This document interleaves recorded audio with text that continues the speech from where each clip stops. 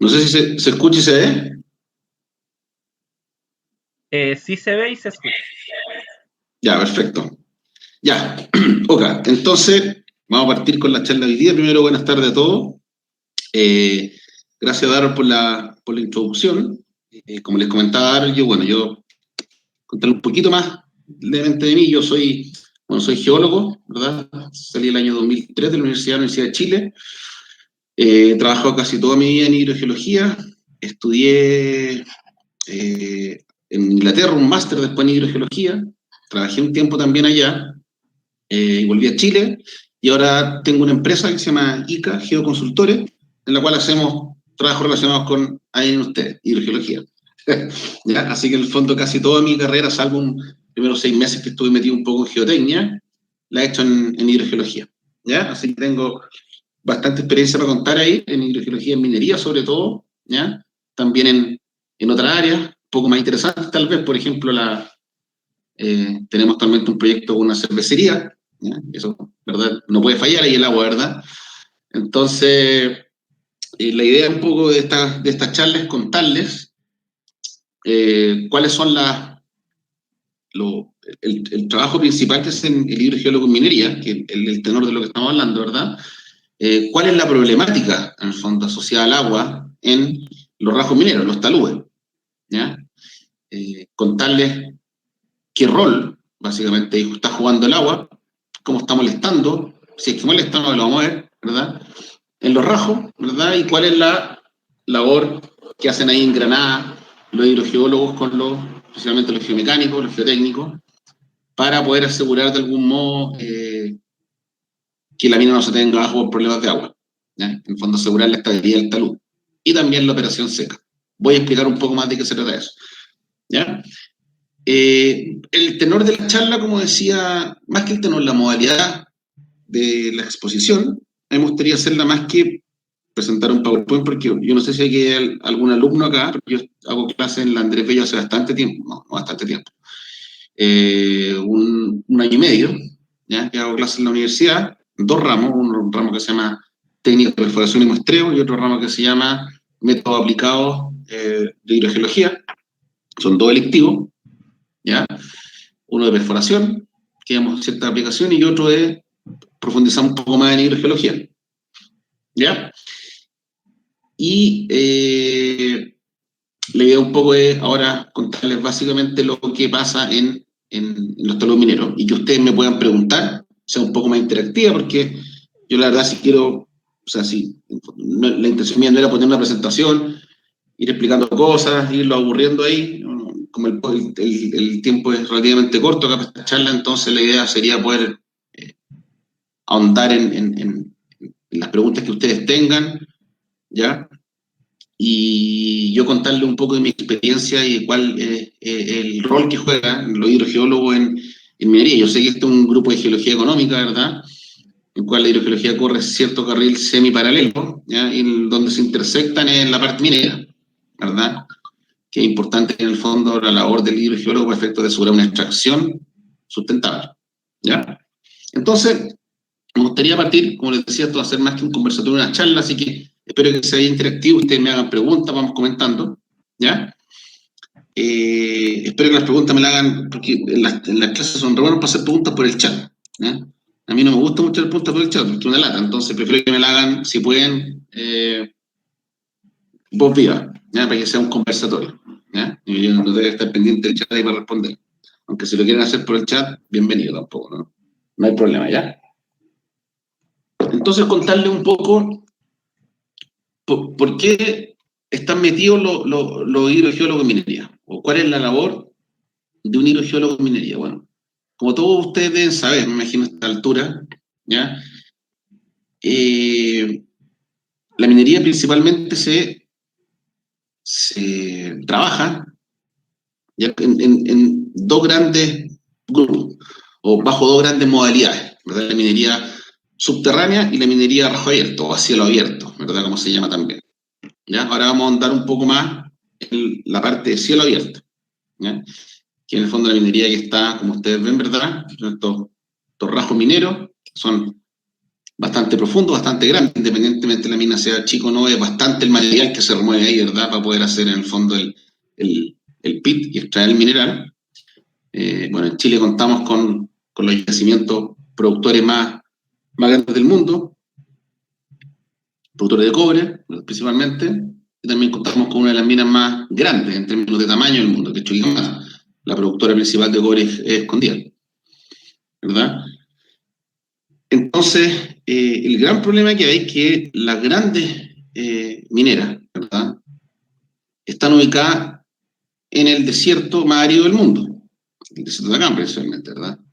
Entonces, como se requiere mucha agua para para la producción y el tratado del concentrado de cobre, ¿verdad? Hay dos procesos, ¿verdad? La oxidación, que se trata de pilas de lixiviación, y el concentrado de cobre, que se trata a partir de, perdón, los óxidos y los sulfuros, partir más adelante, se trata a partir, los óxidos a partir de pilas de lixiviación y los sulfuros de cobre a partir de concentrado de cobre. Es un proceso que ocupa mucha agua, mucha agua. Y eso se está... ¿de dónde se saca esa agua? Que es más o menos, qué sé yo, del orden de 1 tonelada de mineral producido, 1 metro cúbico de agua, ¿ya? 1000 litros por tonelada de material procesado, ¿ya? Procesado, perdón, no producido. Entonces, es mucha agua. Y hasta, yo diría, 10 años atrás, si bien había cierta importancia el agua, debido al avance, a las modificaciones que hemos tenido en relación a la recarga, que es el agua que finalmente entra a los acuíferos, ¿verdad? Producto de la sequía, básicamente, ¿ya? Es que y también las condiciones medioambientales como han ido cambiando, es que se han restringido mucho los permisos y es cada vez más difícil conseguir agua para poder abastecer a las mineras a que puedan procesar el material que finalmente va a terminar en concentrado de cobre, ¿ya? Lo que normalmente se hacía, bueno, se continúa haciendo, pero en mucha menor medida, y les voy a contar por qué. Lo que se hacía antes era, se extraía el agua a partir de los salares o de zonas que hubiesen, en que hayan acuíferos rendidores, por decirlo de algún modo, y a partir de estos acuíferos se extraía el agua, ¿ya?, la cual pasaba a alimentar a la faena, ¿ya? Entonces, ¿qué ha pasado? Me decía, los acuíferos se han deprimido por el consumo, sobreconsumo en algunos casos, ¿verdad?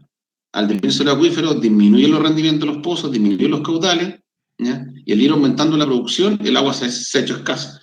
Entonces, lo que ha estado pasando es que las grandes mineras, incluso las medianas, han pasado a extraer el agua a partir de plantas desaladoras, ¿ya? No hay proyecto nuevo en Chile de concentradora que no venga con una desaladora incluida, ¿ya? Un proyecto grandote, que hace poco de los más grandes que se ha hecho en Chile hasta el último año, que es el proyecto SGO Spence, ¿ya?, que es una planta concentradora, un tanque relave y una planta desalinizadora, ¿ya?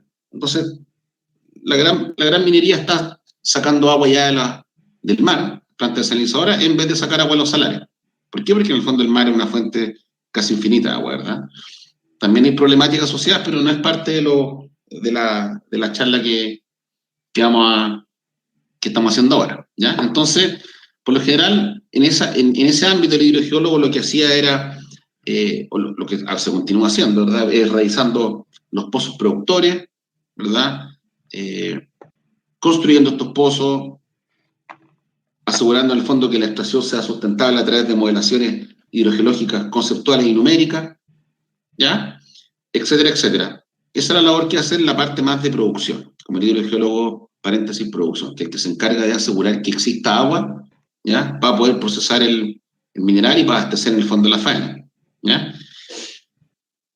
Y la otra componente de hidrogeología que está en los yacimientos mineros, ¿ya?, viene asociada a el trabajo que hace el hidrogeólogo en sí, en el rajo, ¿ya?, en el mismo rajo. ¿Cuál es el trabajo? ¿Ya? El trabajo que hace el hidrogeólogo en un rajo minero consta de, principalmente, asegurar, ¿ya?, que la mina sea sustentable desde el punto de vista geomecánico para la extracción. En el fondo, que los talúes sean estables asegurar la estabilidad de esta taludes para, por consiguiente, asegurar, para la redundancia, una extracción sustentable en el tiempo y segura. Una extracción segura, que no vayan a haber riesgo, ¿ya?, a las personas, a las maquinarias, ¿ya? Para contarle una anécdota, o sea, no más que anécdota, un hecho. Las compañías, por lo general, las grandes mineras, clasifican sus riesgos, ¿ya?, sus sistemas de riesgo, en base a distintas escalas, ¿ya? Entonces, hay riesgos que las compañías llaman riesgos materiales, ¿ya? Y esos riesgos materiales son los riesgos que, por definición, son capaces de producir muerte, ¿ya? Entonces, un riesgo material es un riesgo que es capaz de producir muerte. Y esos riesgos se controlan de forma muy, muy rigurosa, ¿ya? Y en todas las compañías mineras, ¿ya?, el colapso de talud, ¿ya?, es considerado un riesgo material. Así como otro, por ejemplo, el dam break, que es la rotura del muro contenedor de tranque y relaje. Es considerado un riesgo material. Un riesgo un riesgo muy alto. Entonces, al ser muy alto, usan otros estándares y otras metodologías para poder tener controlado ese riesgo, ¿ya? Son muy rigurosas. Entonces, como les decía yo, el riesgo de que se colapse un talud, al ser un riesgo material, es un riesgo al cual se le pone mucho ojo, mucho énfasis y mucho presupuesto, muchos recursos, ¿ya? Entonces, ¿qué pasa con los taludes? ¿Verdad? Partamos y entramos al tema del rajo. ¿Por qué se construyen los taludes de la forma que se construyen? ¿Ya? Vamos a verlo. Ahora voy a compartirles pantalla y me gustaría hacerle un dibujo y que podamos comentarlo. Yo no sé si hasta ahora tienen alguna pregunta, algún comentario, algo que quieran compartir. Yo quisiera saber cómo es el proceso de extracción de agua a través de un salar y cómo Ya, llevan todo esto a una minera. perfecto. Mira, básicamente es a través de pozos productores, que se llaman, que es una serie de distintos pozos ubicados en diferentes lugares, en un área que ya ha sido estudiada desde el punto de vista hidrogeológico, una cuenca, una subcuenca, la cual en el fondo contiene el recurso que se cuantifica y se cualifica, y después ese recurso es bombeado a través de estos pozos por bomba, a través de... ¿Aló? ¿Se escucha, no? Sí, se escucha. Sí, se escucha. Sí, Pablo, se escucha. ¿Aló? Ahora sí, ya. Te decía que a través de bombas sumergibles, ¿ya?, que están instaladas dentro del pozo, ¿verdad? Bajo el nivel de agua del pozo, están instaladas estas bombas y valga la redundancia nuevamente, se bombea a través de una red de tubería que por lo general sale del pozo, van a dar a una serie de bombas impulsoras que hacen en el fondo que este pozo se una a una serie de otros pozos, ¿ya?, y pueda llegar con el caudal necesario y con la potencia, con la presión necesaria a la faena. Entonces, por ejemplo, si yo tengo un yacimiento, voy a inventar, ubicado en una mina que tengo en San Bernardo y tengo el yacimiento en Santiago Centro. Perdón, una mina en San Bernardo y tengo el campo de pozos en Santiago Centro. Entonces, yo tengo una serie de pozos perforados en Santiago Centro, los cuales yo, a través de bombas subterráneas, los bombeo, los conecto a una red superficial, ¿ya?, de transmisión de agua, la cual por lo general va, como les decía yo, conectada a una bomba impulsora, dependiendo si está de la diferencia pendiente, ¿verdad?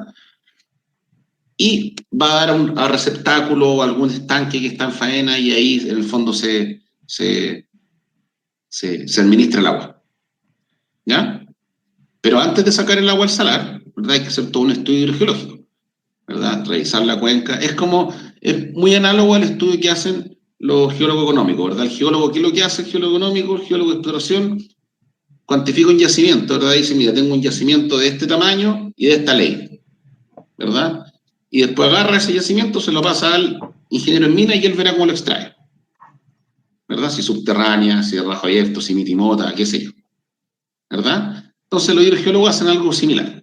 La analogía sería, mira, le dicen al tipo interesado, al cliente final, al usuario, le dicen, mira, yo tengo acá un acuífero, yacimiento, ¿verdad? Con X litros de agua, con tal calidad, y si tú la bombeas si tú quieres bombear, qué sé yo, voy a inventar 1000 litros por un periodo de 15 años, va a ser sustentable para tu operación.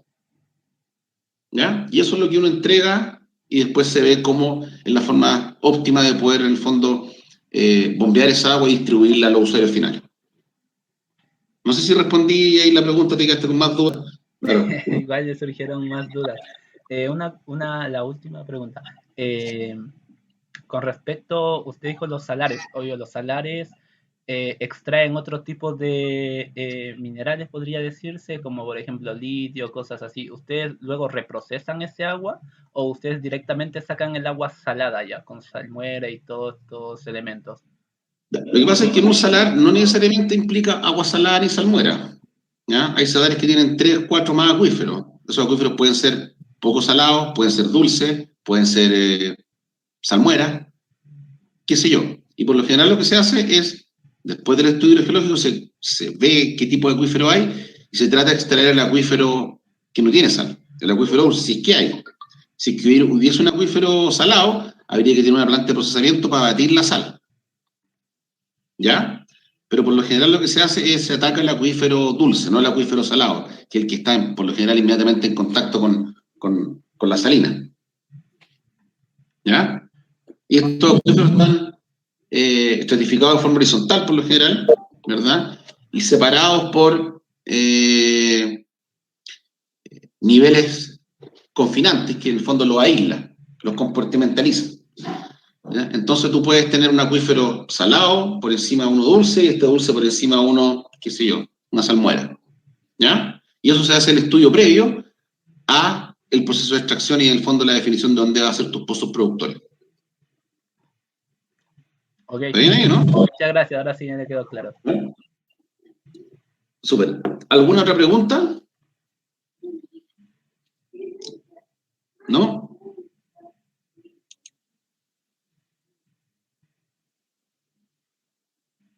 Ok, les voy a compartir una pizarra, quiero mostrarle un dibujo. Y esto es algo que yo siempre, bueno, vamos a ver. Acá está el lápiz, creo. Denme un segundo. Ya. Voy a hacer como que... No, antes de hacer quiero hacerle una pregunta. Mire, yo tengo acá, por ejemplo, la superficie de la Tierra. ¿Ya? Y supongamos que tengo acá...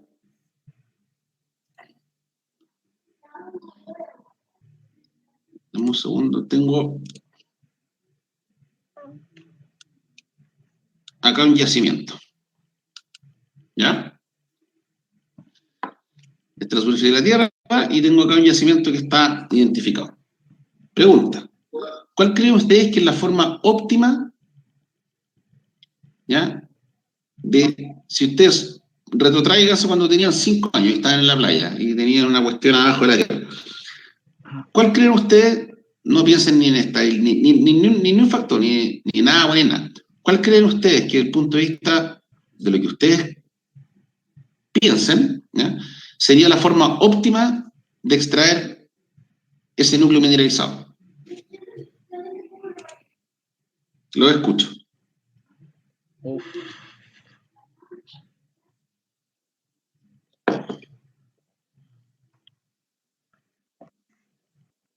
¿Se entendió la pregunta, no?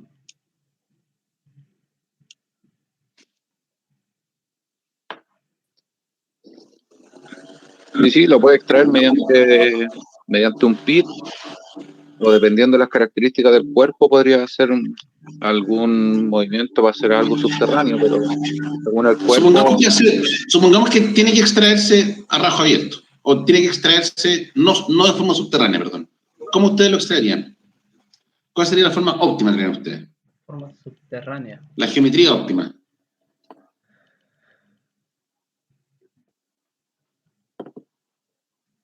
No, me dejó para atrás. Claro, 23 personas. Espero escuchar alguna opinión.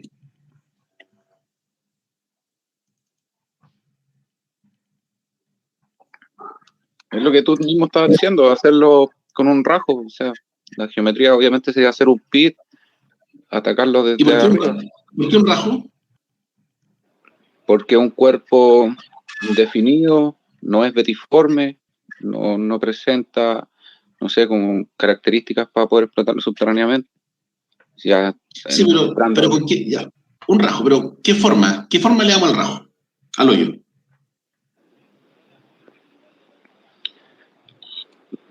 no sé, es que igual lo estáis viendo solo en perfil, pero no sé, con taludes 75, 70 grados, ¿Y por qué con taludes? porque es la manera de darle estabilidad al mismo rajo. Ya, Claro. esa no es la forma óptima. Ujú. Pero, para allá voy.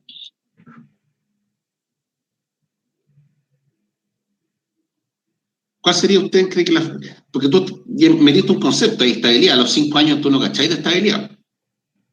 ¿Verdad? O más o menos, ¿no? ¿Eh? La forma óptima es súper simple. Un cilindro, ¿no? Yo cavo y saco esta pelota, el núcleo medializado, y se acabó. ¿O no? ¿Están de Sí, acuerdo, no? es lo más óptimo. ¿Sí? De ahí a ¿Sí que o sea no? factible otra cosa, pero sí es óptimo. Ya, ahora es que tenemos que ver por qué no es factible.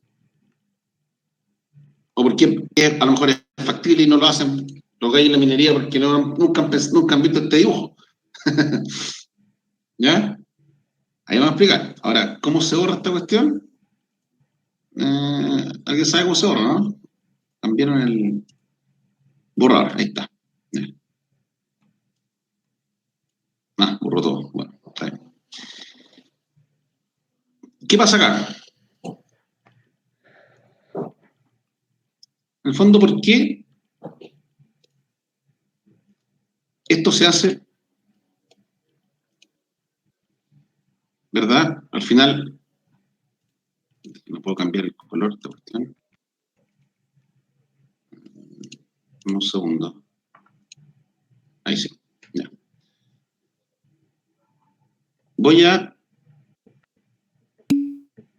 hacer un dibujo esquemático, ¿no? ¿Ya?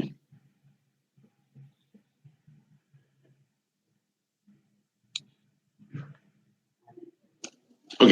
Es una sección de un rajo, ¿verdad? Muy diferente a lo que yo les dije, ¿verdad? Que las cosas hacen un hoyo y se saca el núcleo, ¿verdad?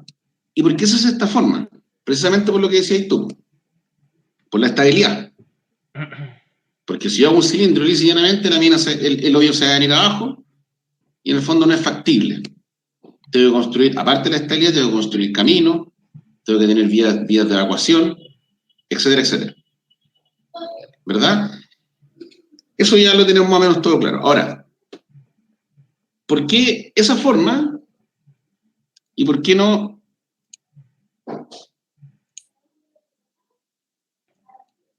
esta forma?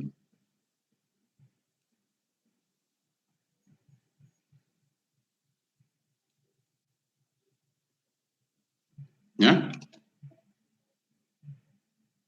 ¿Por qué las formas varían? ¿Creen ustedes?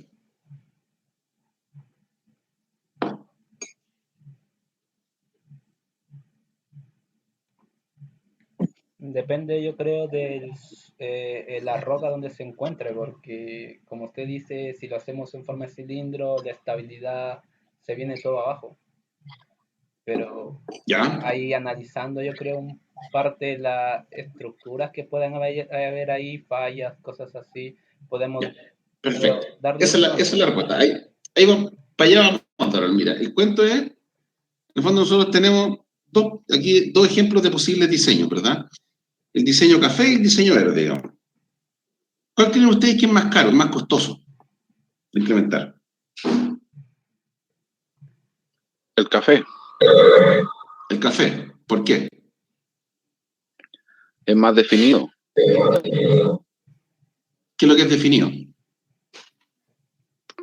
Cuenta con, por lo que veo, talud, bermas, crestas mejor definidas, lo cual es más difícil de lograr en la realidad. No, los dos rasgos tienen lo mismo, tienen bermas, taludes. Lo que pasa es que en el fondo me queda mal hecho el dibujo probablemente, pero Ya. no sé a qué te refieres con definición. No, Tú dices que el café. más lo pegado a lo que son los diseños mineros. Cumpliría más el café. Sí, yo creo lo mismo por el tema de que si vamos a hacer un rajo más empinado, significa que va a haber una menos área. Entonces, yo creo que para delimitarlo mejor así, haciendo con más pendiente para llegar más rápido, por ejemplo, tendría que haberse hecho mucho más estudios de lo que podría haber sido con respecto al verde, que es ya más amplio, podría abarcar una mayor zona. O tal vez, ¿no? ¿Ya? ¿Quién dice otra cosa? Yo opino que el más costoso es el verde, porque hay que extraer más material y hay que hacer un hoyo más profundo. Ya. Exactamente, esa es la respuesta.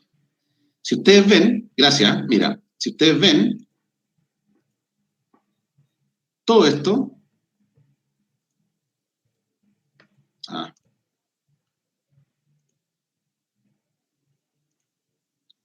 todo esto que estoy achurando acá, que estoy pasando acá el cursor, ¿verdad? Todo esto que está acá es material adicional que yo tengo que remover para poder llegar al mismo núcleo. Yo tengo el mismo núcleo. Y quiero ver cuál es la forma óptima de llegar a este núcleo mineralizado. ¿Ya? Y si yo aplico el diseño verde, voy a tener que remover todo este material más. ¿Y qué significa remover todo ese material más? Significa horas hombre, ¿ya? Mayor desgaste en los equipos, en los camiones, por ejemplo, por lo tanto, mayor consumo neumático, más mantenciones, ¿ya? Voy a demorarme más en llegar al mismo lugar. Entonces, probablemente mi extracción va a venir desfasada. Voy a tener que tener más footprint, más área, en donde dejar este material sobrante para efectos de botadero. Voy a tener que hacer más manejos de pasivos ambientales, que son los botaderos, ¿verdad? Entonces, toda esta área que yo achuré ahí, que en el fondo es un volumen, ¿verdad?, genera costos. Y costos que son súper altos. ¿Ya? Para que ustedes se hagan una idea, un grado de talud en una mina importante, en términos de costo anual, ¿ya?, son más o menos 5.000 millones de dólares. ¿Ya? La diferencia de un grado en talud. 5.000 millones de dólares. Entonces, como ustedes entenderán, la variable ángulo de talud es una variable que se desafía todos los días en minería, todos los días. Se trata de optimizar el ángulo de talud.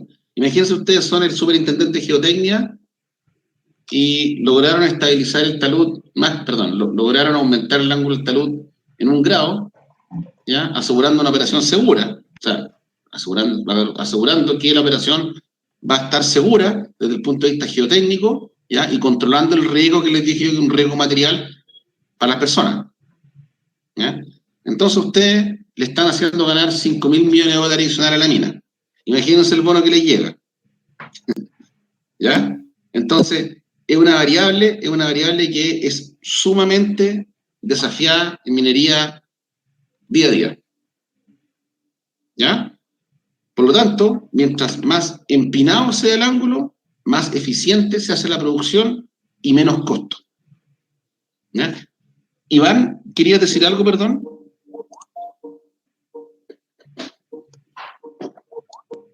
Profesor, preguntaron si el ángulo de seguridad y el ángulo de explotación. ¿Cuál es la pregunta? No la entiendo. Yo tampoco, pero dijeron algo sobre el ángulo de seguridad, si hay un ángulo de seguridad, por ejemplo, con respecto a los estos. O sea, más que un ángulo de seguridad, el ángulo se mete una juguera, ¿ya?, con distintas otras variables para obtener un factor de seguridad. Y ese factor de seguridad tiene que estar dentro de un rango. Ahora vamos a ver cuál es la función de la hidrogeología dentro de ese factor de seguridad. Pero antes de eso me que necesitaba explicarle, en el fondo que mientras más empinado sea el talud, es más eficiente la extracción del mineral. ¿Ya? Más eficiente y menos costosa, mucho menos costosa. Ya le di el ejemplo, 5.000 millones de dólares por grado de talud, más o menos. ¿Ya? Son relaciones no tan directas, pero por ahí va. Entonces, quiero que entiendan que es una variable que se desafía constantemente día a día. ¿Ya? Ahora, la pregunta es la siguiente. Voy a borrar acá. Antes que todo, ¿alguna pregunta, un comentario? ¿Están de acuerdo o no están de acuerdo?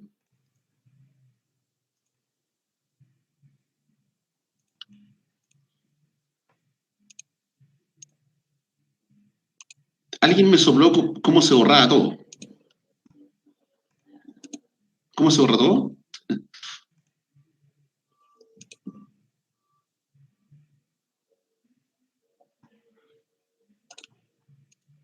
Ahí se borró.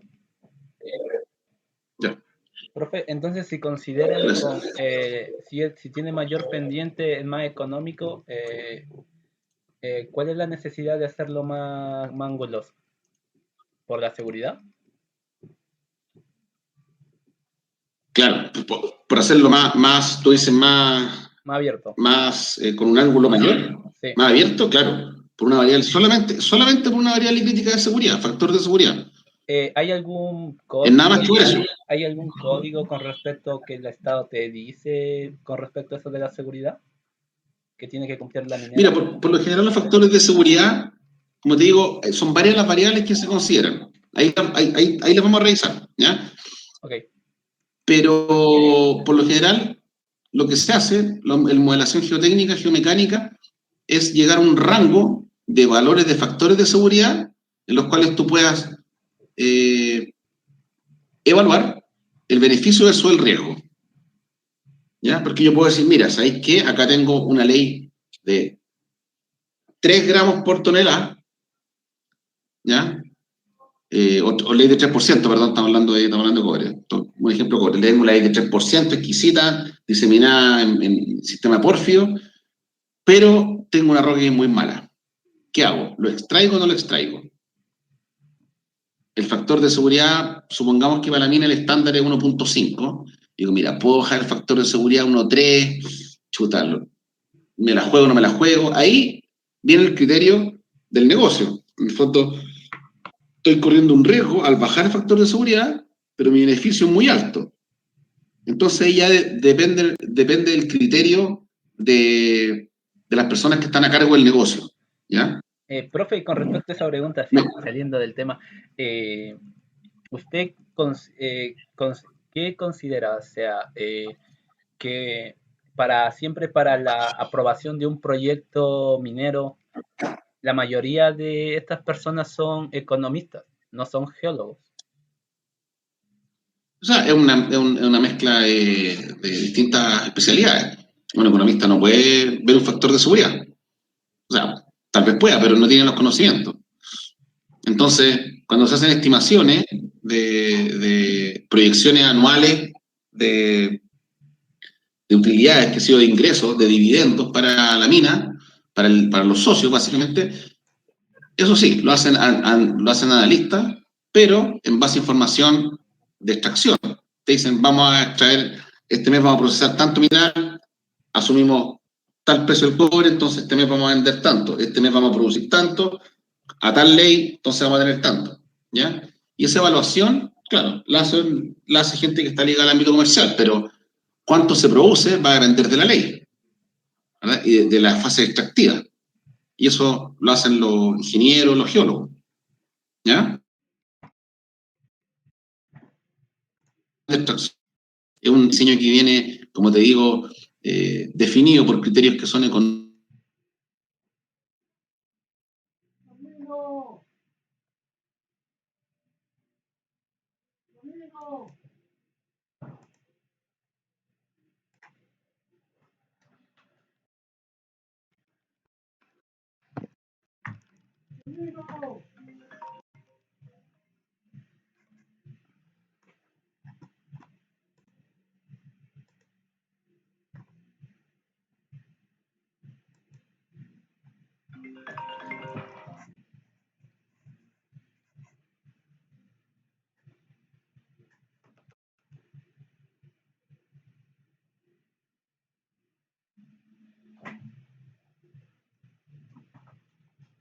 en un grado de ahí a fin de año.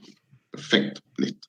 Entonces mandan a uno de ustedes ahí a revisar qué cosas para estabilizar el talud.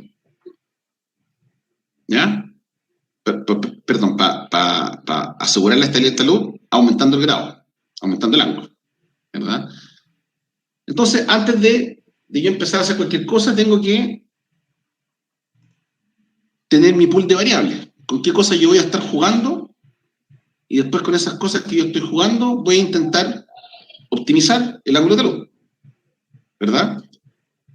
Entonces, ustedes están parados ahí, enfrentados al rajo. Están en el fondo de mina, mirando el talud.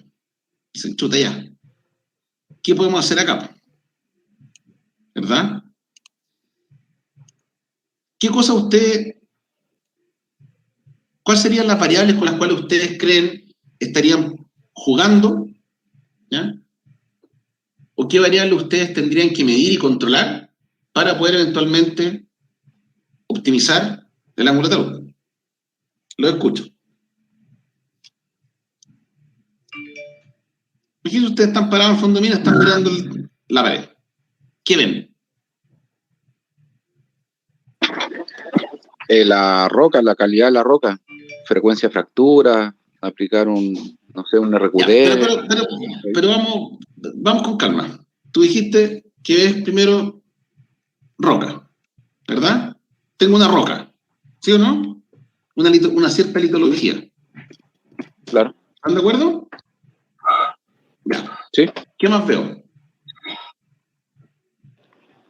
Voy a ver si una basita, si una tonalita, si un granito, si un porfio dacítico, un porfio tonalítico, qué sé yo. Voy a tener una litología. ¿Qué más voy a ver? ¿O soy capaz de ver?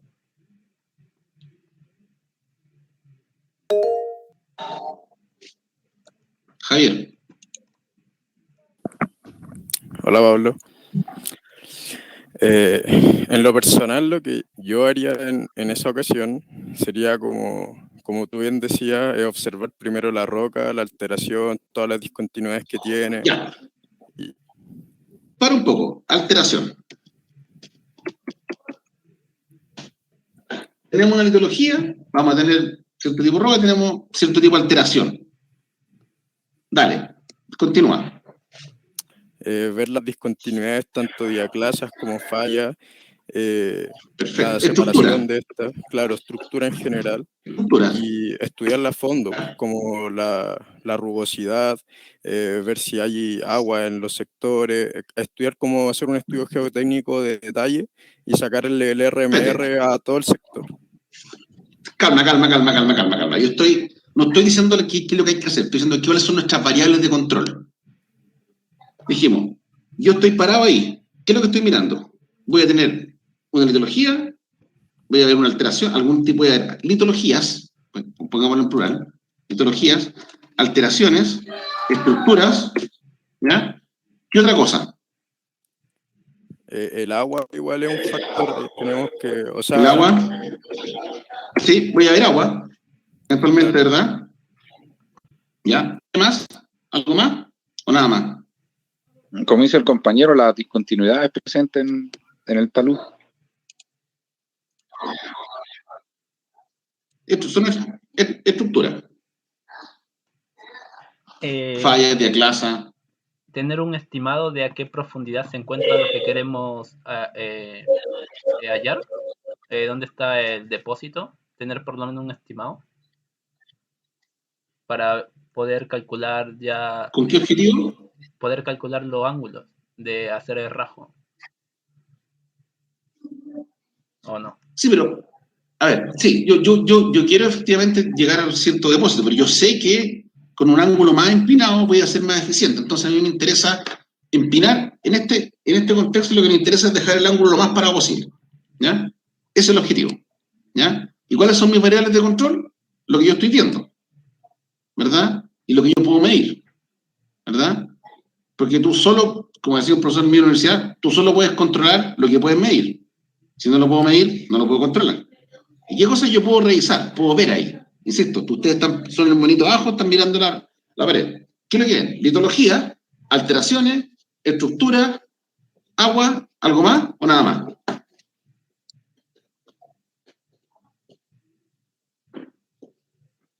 ¿A alguien se le ocurre algo más, no?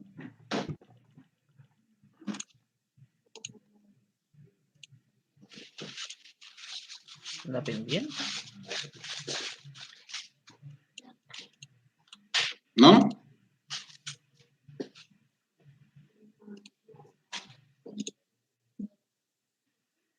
¿Nadie más?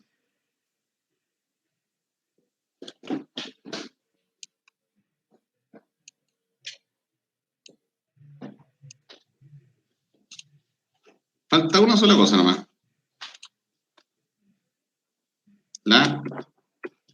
Es una mineralización. ¿Verdad? Voy a ver si es que tiene, qué sé yo, óxido de cobre, si tiene silicatos de cobre, si tiene sulfuro. ¿Verdad? Si esta mineralización está diseminada, si está en vetilla, etc. ¿Ya? ¿Están de acuerdo, no? Sí.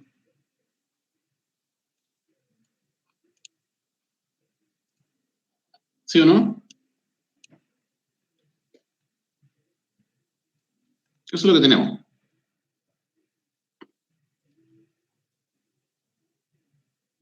¿Ya? Ahora, de estas cosas que tenemos acá, que nosotros definimos, nuestras variables de control, ¿qué cosas son las que nosotros podemos eventualmente modificar para poder optimizar el ángulo de luz? Supongamos que tenemos una tonalita. Nosotros sabemos que la dacita es más resistente. ¿Podemos cambiarla por dacita, no? ¿Se puede modificar la litología?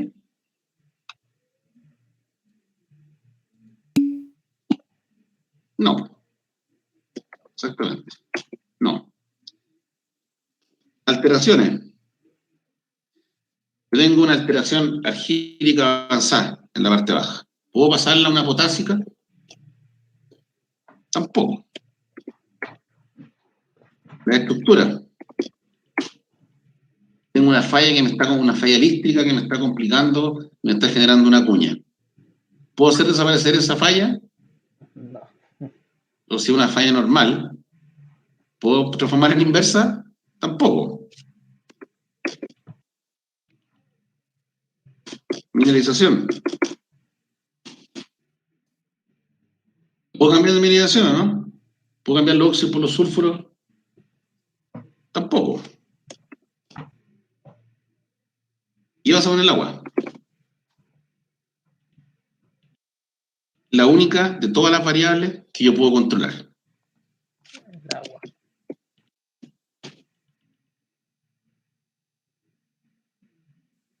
¿Ya? Entonces, si yo quiero optimizar el ángulo de talud, la única variable en la cual yo puedo hincar el diente, ¿ya?, es el agua. Entonces, ¿qué pasa si yo tengo, por ejemplo, mi nivel por acá? Mi nivel piezométrico va por acá.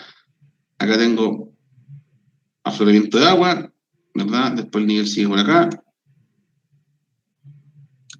Tengo afloramiento aquí en la pata del barco. ¿Ya? El agua en los taludes mineros y en la roca en general genera presiones de poro. ¿Qué es lo que son las presiones de poro? Vamos a hacer acá un monito.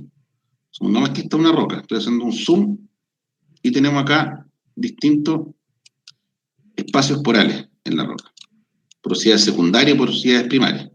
Algunos poros conectados, otros poros no conectados. ¿Ya? Cuando uno de estos poros tiene agua, ¿ya?, esta agua lo que hace al interior del poro es generar presiones positivas.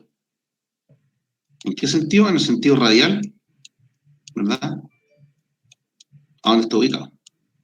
¿Ya? Generan esfuerzos positivos. ¿Y cuál es el efecto de eso? Es un efecto similar a si la roca estuviera hinchándose. ¿Ya? En el fondo yo tengo la roca inflada, producto de estos esfuerzos positivos. ¿Ya? Entonces, en el momento en que Pablo, una consulta, disculpa. Sí. ¿Esta presión se da tanto en rocas ígneas volcánicas como en gravas, por ejemplo? Sí, sí. Tienen que estar presurizadas las gravas. Y la única forma que estén presurizadas, porque la grava tiene muchos poros conectados, ¿verdad? Es, perdón, teniendo niveles confinantes. O sea, que por lo general son capas de arcilla o si no, el mismo basamento. Zonas confinantes.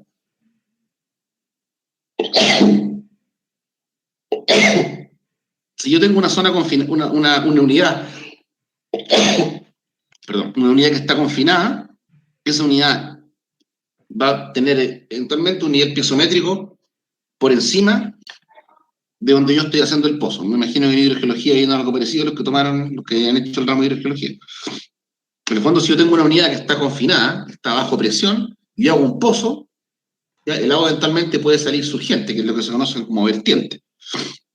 ¿Verdad? Si ustedes alguna vez han visto un pozo que sale agua siempre, ¿verdad? Una vertiente, una fisura en alguna pared donde sale agua es porque esa fisura está conectada a un acuífero que está confinado, ¿ya? Y lo único que se está haciendo ahí es liberar presión, ¿ya? Está a una presión tal que es superior a la presión atmosférica, por lo tanto sale sale al aire, al sistema, a superficie. ¿Ya? Pero en este caso, como son porosidades secundarias asociadas a tectonismo, básicamente, o esfuerzos de compresión o tensión, ¿verdad? Son fracturas de ese tipo, falla. Entonces, las porosidades secundarias, donde se almacena agua, generan presiones de poro. Y estas presiones hacen el efecto de hinchar la roca, en cierto modo, ¿ya? Y la hacen más inestable.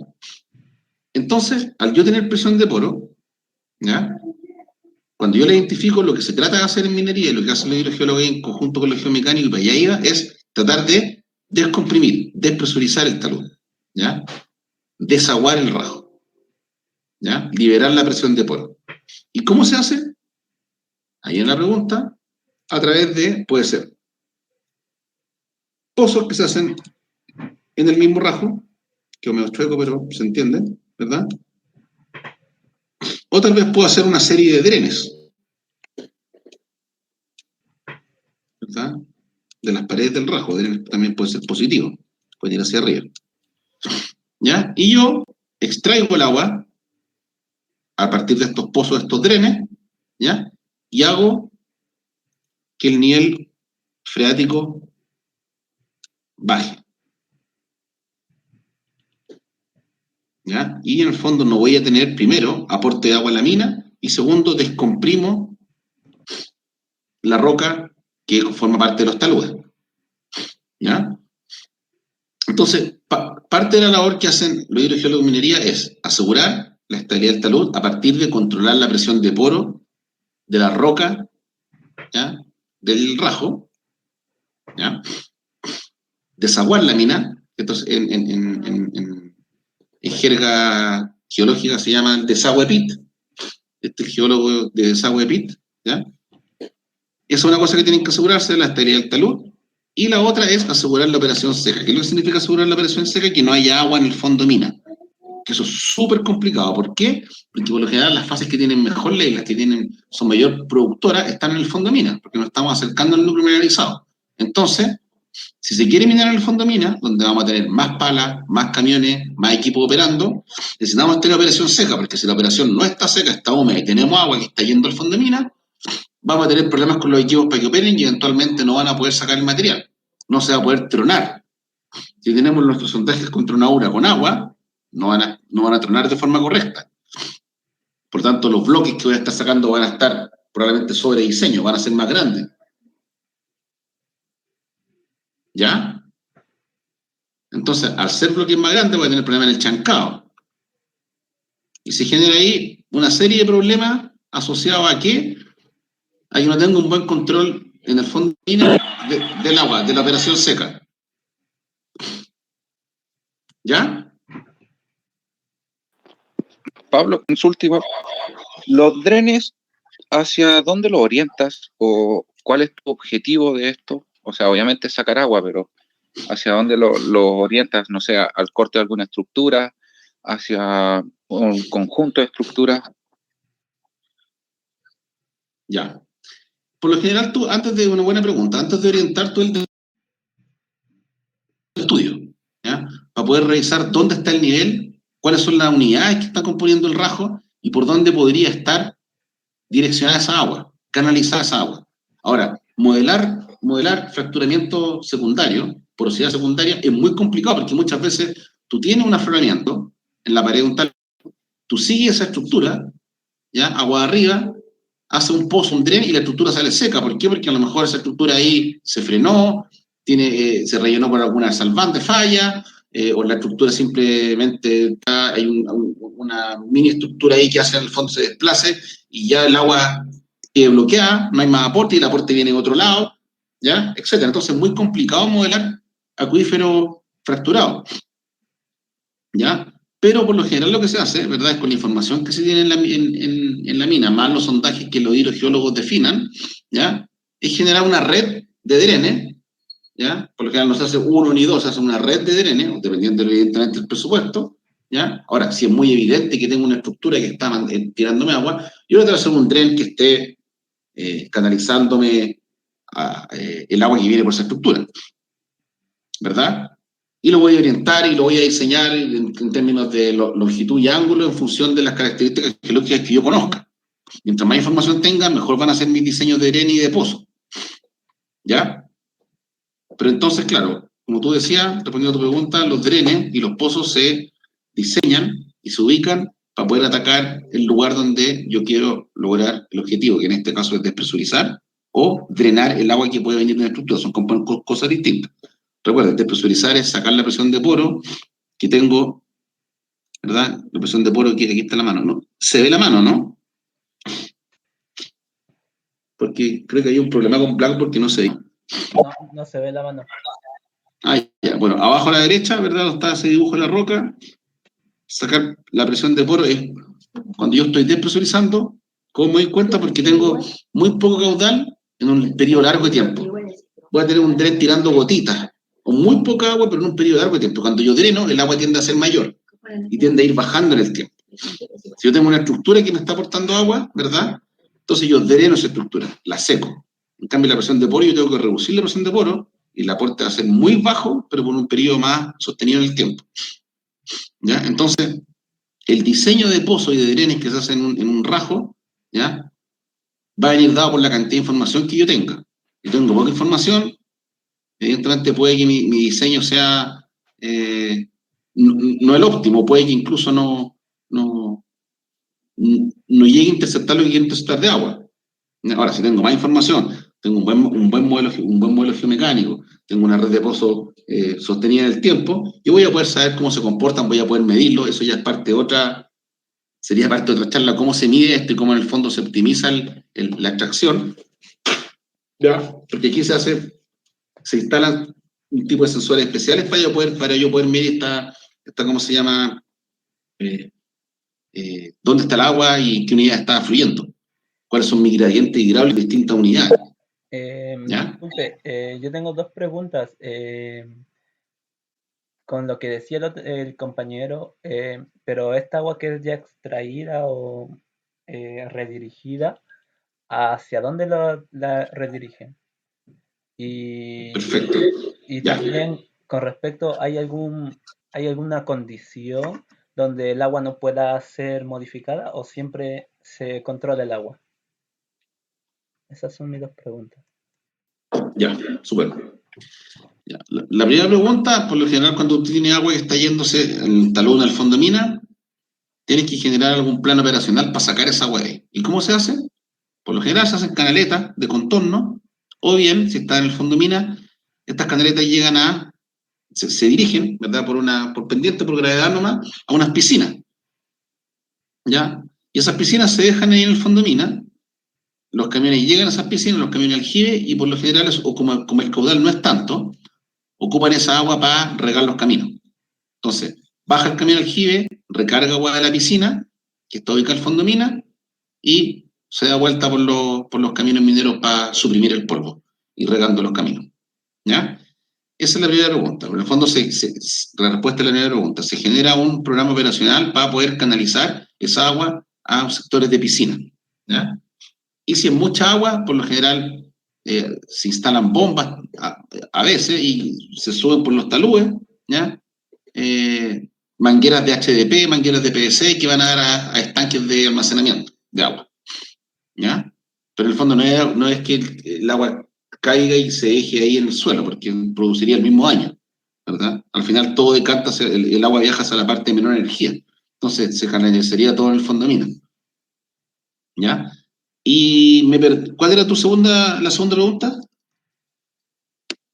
Si hay alguna condición donde el agua no pueda modificarse, o sea, no pueda controlarse, o siempre es controlada el agua, en todos los Ya. casos. No siempre. Si tú tienes, por ejemplo, una zona que tienes poca permeabilidad, ¿ya? Poca conductividad hidráulica, por ejemplo, una zona con fuerte alteración argílica, y la roca media digregada, molida, ¿ya? En un sistema estructural que es complicado, con bastantes fallas, qué sé yo, ¿ya? Muchas veces esa zona, la arcilla en general, que son rocas que tienen muy baja conductividad hidráulica, pero muy alta porosidad, entonces almacenan mucha agua, pero no la transmiten. La conductividad hidráulica es la capacidad que tiene una roca, algo, la capacidad que tiene una componente de transmitir el agua. Y las arcillas, en particular, son las que menos transmiten agua, son las que más almacenan, porque tienen muy alta porosidad. Entonces tú, por lo general, de ahí no vas a poder sacar el agua, porque van a acumular agua, pero no la van a soltar. Entonces, al tener mucha agua, esas zonas se transforman en zonas súper inestables y por lo general son subexplotadas. Entonces, no siempre se puede controlar, ¿ya? Ahora, si tú tienes un rasgo y quieres optimizarlo y necesitas tener un manejo sustentable en la explotación a largo plazo, tienes que controlar el agua que está en las rocas, que se puede controlar. O si no, vas a tener problemas en el corto plazo. ¿Ya? Gracias. Súper.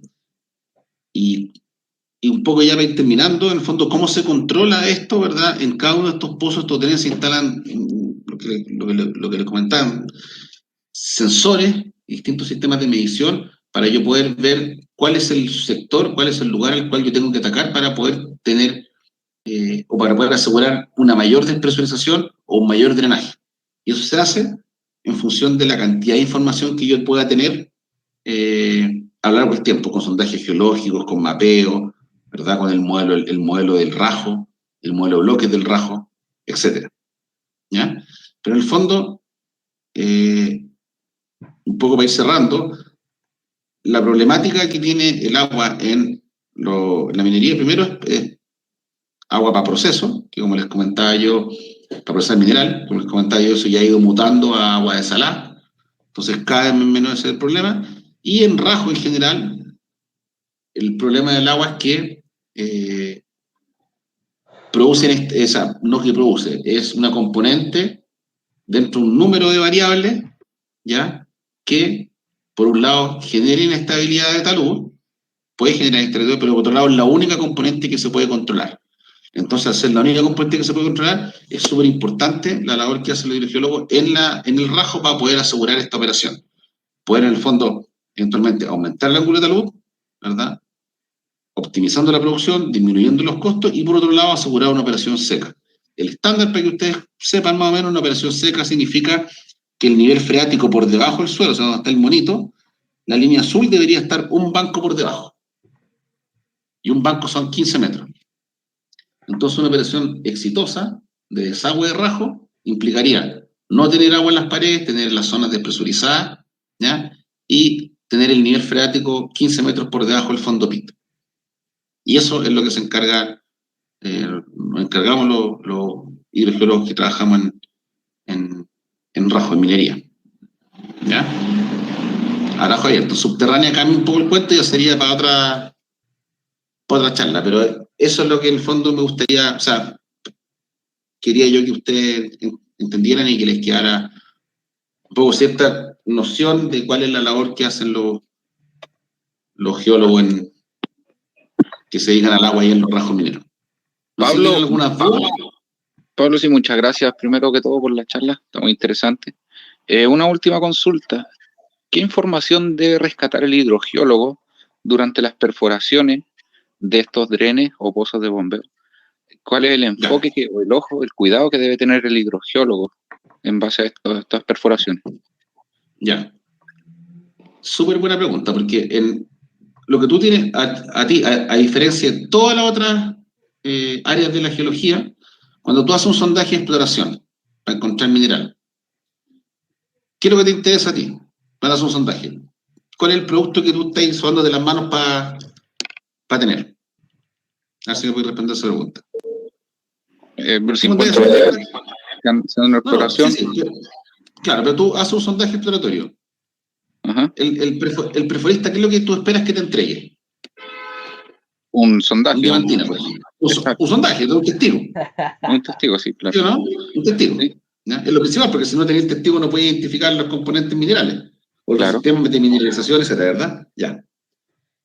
Y la perforación, el hoyo, da lo mismo. Lo que te interesa es el testigo. ¿Verdad? Sí. Ya. En hidrogeología es todo lo contrario. A ti el testigo, sí, evidentemente sirve a poder reconocer zonas, unidades hidrogeológicas, ¿verdad? Zonas que podáis tener más o menos aporte, pero lo que te interesa preservar es el agujero, el hoyo, ¿verdad? No te interesa alterarlo. ¿Ya? Y cuando tú haces un sondaje de mantiene la exploración, por lo general los viejos, como tienen que perforar rápido y tienen el incentivo el bonómetro, le ponen aditivos. Métele bentonita, métele poliplus, métele niuderil, qué sé yo, para que la cuestión vaya como avión en la corona. En cambio, en hidrogeología tú decís, chantemos la motito, aquí no se pueden utilizar aditivos, o muy bajo aditivos. ¿Por qué? Porque hay aditivos que tú no los podés sacar del pozo, no los podés cortar, no los podés limpiar, entonces te va a quedar un pozo, ¿ya?